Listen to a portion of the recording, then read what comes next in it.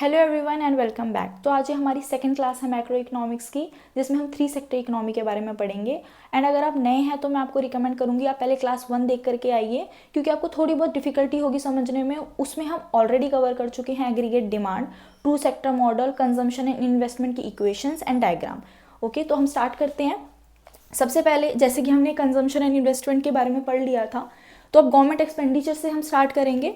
तो मीनिंग पर आते हैं। What is government expenditure? It refers to the total spending by the government on goods, services, and public projects, including areas like healthcare, education, defense, infrastructure, and social welfare programs to support economic growth and public welfare. तो government expenditure का मतलब क्या होता है? जो भी सरकार economy में लोगों के लिए जितना भी एक्सपेंडिचर कर रही है, जितना भी खर्चा कर रही है, उसको हम गवर्नमेंट एक्सपेंडिचर बोलते हैं। चाहे फिर वो गुड्स पे हो, सर्विसेज पे हो, या फिर जैसे कि लिखा है कि यहाँ पे पब्लिक प्रोजेक्ट्स पे हो, हेल्थ केयर, एजुकेशन, या फिर इंफ्रास्ट्रक्चर बनाने में जितना भी खर्चा कर रही है सरकार लोगों के लिए, उसको गवर्नमेंट एक्सपेंडिचर बोलते हैं। Government also imposes taxes and allows transfer payment which changes the disposable income. It is an income which people can spend as per their wish. ये मैंने ऑलरेडी आपको बताया था डिस्पोजेबल इनकम के बारे में कि डिस्पोजेबल इनकम एक्सक्लूड्स टैक्सेस। तो गवर्नमेंट जो है also it also imposes taxes and allows transfer payment. अब इस लाइन का मतलब क्या है?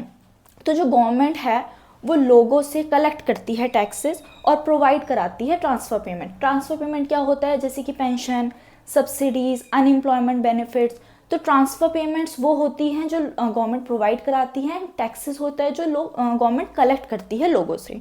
ओके, तो अगर हम इसके एक्सप्रेशन में देखें तो दिस इज द एक्सप्रेशन। पहले मैं आपको डिस्पोजेबल इनकम बता देती हूँ। डिस्पोजेबल इनकम वो इनकम होती है जो हम अपने अकॉर्डिंगली खर्च कर सकते हैं, जो एक्सक्लूड होती है टैक्सेस से। वो हमारी खुद की इनकम होती है जो हम अपने ऊपर स्पेंड कर सकते हैं, उसे हमें अब किसी और को देना नहीं होता। ओके, ये टोटल इनकम नहीं होती। तो डिस्पोजेबल इनकम को हम डिनोट करते हैं वाई डी से। Y D is total income minus taxes plus transfers. तो टैक्सेस इसमें लेस क्यों हो रहे हैं? क्योंकि गवर्नमेंट लेती है लोगों से, तो इस वजह से minus, plus transfer payment, pension लोगों को मिलती है, सब्सिडी मिलती है, तो प्लस ट्रांसफर। ओके, अब नेक्स्ट समझते हैं। जैसे डिस्पोजेबल इनकम मैंने आपको बताई कि total income minus taxes plus transfer payments होता है, where T A is taxes and T R is transfers. तो अब ये भी जो हमारा टैक्सेस है ना, इसको भी हम सेग्रीगेट करते हैं lump sum tax and proportional income tax में, लमसम टैक्स में एंड प्रोपोर्शनल इनकम टैक्स में, जिसमें हम लमसम टैक्स को डिनोट करते हैं टी बार से एंड प्रोपोर्शनल इनकम टैक्स को डिनोट करते हैं स्मॉल टी से। लमसम टैक्स अब हमारा क्या होता है? Lump sum tax is the fixed amount of tax which everyone page regardless of their income. ये एक फिक्स्ड अमाउंट है, कांस्टेंट अमाउंट होती है जो सबको पे करनी होती है, चाहे उनकी इनकम ज़्यादा हो या कम हो। For example property tax, property tax is a lumpsum tax. अब आते हैं next proportional income tax pay. Proportional income tax is the same percentage of their income which everyone has to pay. एक same percentage होती है income की। अब India में इसका सबसे अच्छा एग्जाम्पल है जीएसटी। अब एग्जाम्पल लेते हैं एक कि हमारी सेम परसेंटेज है, सपोज प्रोपोर्शनल इनकम टैक्स है हमारा 10%। ओके, तो इसमें अगर किसी की अर्निंग है 50,000 तो उसका टैक्स होगा 5,000, एंड किसी की 1 लाख इनकम है तो उसका होगा 10,000। तो जो हमारा प्रोपोर्शनल इनकम टैक्स है, it is the same percentage of their income which everyone has to pay. तो इसको हम स्मॉल टी से डिनोट करते हैं। ये अब हमने टैक्सेस को सेग्रीगेट किया है लमसम टैक्स में एंड प्रोपोर्शनल इनकम टैक्स में, टी इन टू वाई। अब डिस्पोजेबल इनकम जैसे हमने ऊपर लिखी थी कि y minus T A plus T are होती है, तो ये सेम मैंने यहाँ पे अभी लिखा है। अब ये जो टी ए है जिसको हमने लमसम टैक्स और प्रोपोर्शनल इनकम टैक्स में सेग्रीगेट किया है, यही सेम मैंने जो ये ऊपर लिखा है, यही सेम मैंने टी ए में फिल कर दिया, सब्सटीट्यूट कर दिया। ओके, तो अब ये हो गया हमारा y माइनस ब्रैकेट में हमारा ये जो टैक्सेस है प्लस ट्रांसफर, वैसा का वैसा। अब हम इसको आगे पीछे करते हैं थोड़ा सा अपनी इक्वेशन को ईजी बनाने के लिए।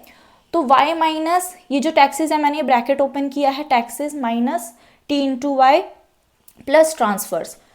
अब y minus T Y plus T R bar minus T bar, ये कैसे आया है? ये जस्ट मैंने जो ये टर्म है इसको इधर शिफ्ट कर दिया, एंड जो माइनस टी है मैंने इसको लास्ट में शिफ्ट कर दिया फॉर ईजीनेस। ठीक है, अब ये जो y है जो हमारा कॉमन है, ये हमने बाहर ले लिया y, अब ये हो गया 1 माइनस स्मॉल t, और ये जो हमारा इसको मैंने ब्रैकेट में ले लिया टी आर बार, टी आर माइनस टी बार, ठीक है। तो अब ये हमारी लास्ट इक्वेशन हो गई ये डिस्पोजेबल इनकम की। तो अब आगे चलते हैं, ये हमने ऑलरेडी पढ़ा था कि consumption equals autonomous consumption plus marginal propensity to consume that is C dash into disposable income, जो हम वाई डी से डिनोट करते हैं, जो अभी हमने जिसकी इक्वेशन हमने पढ़ी।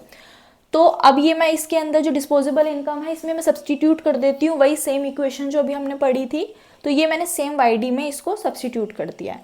अब नेक्स्ट देखते हैं, ये जो ब्रैकेट है इस इक्वेशन में जस्ट मैंने कुछ नहीं किया, ब्रैकेट को ओपन किया है, तो सी डैश ये हमारे पहले इस टर्म से मल्टीप्लाई हुआ है, देन ये प्लस के बाद की जो ये टर्म है इससे मल्टीप्लाई हुआ है, तो बस इस थर्ड टर्म में इतना ही करा है। अब जैसे कि हमको पता है कि 3 सेक्टर इकोनॉमी में aggregate demand is equal to consumption plus investment plus government expenditure, और हमने ये किया था कि हमने इन्वेस्टमेंट को कांस्टेंट लिया था, फिक्स लिया था, तो सी ये यहाँ से लेकर के ये हमारी जो कंजम्पशन की टर्म है, और ये आई हमने यहाँ पे लिया इन्वेस्टमेंट आई बार, सेम गवर्नमेंट एक्सपेंडिचर भी हमने यहाँ पे कांस्टेंट लिया है, फिक्स लिया है।